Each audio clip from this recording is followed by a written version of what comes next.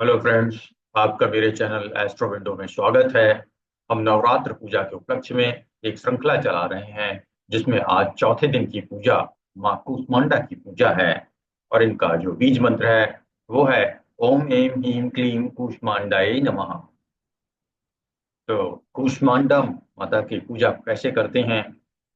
माँ दुर्गा जी के चौथे स्वरूप का नाम कूष्मांडा है। अपनी मंद हल्की हंसी द्वारा अंड अर्थात ब्रह्मांड को उत्पन्न करने के कारण इन्हें कूष्मांडा देवी के नाम से अभिहित किया गया है।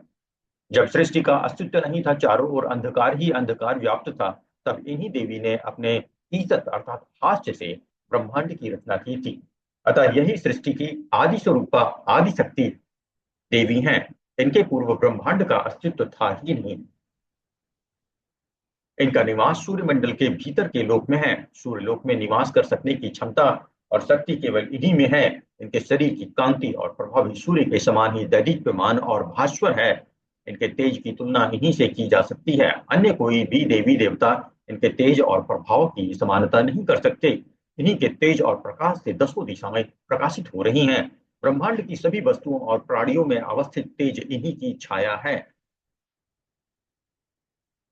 इनकी 8 भुजाएं हैं, आप देख सकते हैं 8 भुजाएं दी हुई हैं। इनकी 8 भुजाएं, अतः ये अष्टभुजा देवी के नाम से भी विख्यात है। इनके 7 हाथों में क्रमशः कमंडल, धनुष, बाण, कमल पुष्प, अमृत पूर्ण कलश, चक्र और गदा हैं। 8वें हाथ में सभी सिद्धियों और निधियों को देने वाली जपमाला है। आप देख सकते हैं ये यहाँ पे जपमाला है 8वें हाथ में। बाकी में जो हमने बताया कि कमंडलु, धनुष, बाण, कमल पुष्प, अमृत पूर्ण कलश, चक्र और गदा है। और 8वें हाथ में सिद्धियां प्रदान करने वाली जपमाला है। इनका वाहन सिंह है। संस्कृत भाषा में कूष्मांड का ना मतलब होता है कुम्हड़े। तो कुम्हड़ा को कहते हैं कूष्मांड। बलियों में कुम्हड़े की बलि इन्हें सर्वाधिक प्रिय है क्योंकि इनका नाम कूष्मांडा है अर्थात कुम्हड़ा।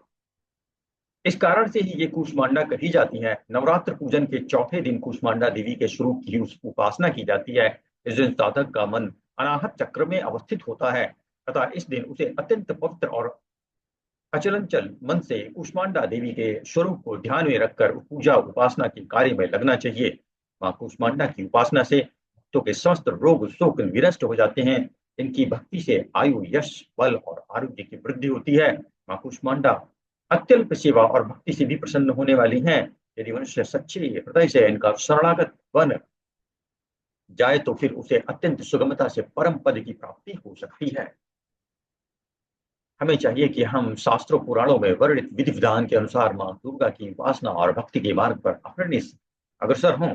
माँ के भक्ति मार्ग पर कुछ ही कदम आगे बढ़ने पर भक्त अर्थात साधक को उनकी कृपा का सूक्ष्म अनुभव होने लगता है। यह दुख स्वरूप संसार उसके लिए अत्यंत सुखद और सुगम बन जाता है। माँ की उपासना मनुष्य को सहज भाव से भवसागर से पार उतारने के लिए सर्वाधिक सुगम और श्रेयस्कर मार्ग है।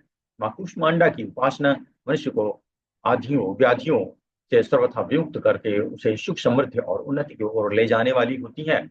अतः अपनी अलौकिक और पारलौकिक उन्नति चाहने वालों को इनकी उपासना में सदैव तत्पर रहना चाहिए। तो आज का टॉपिक मां कूष्मांडा कंप्लीट हुआ।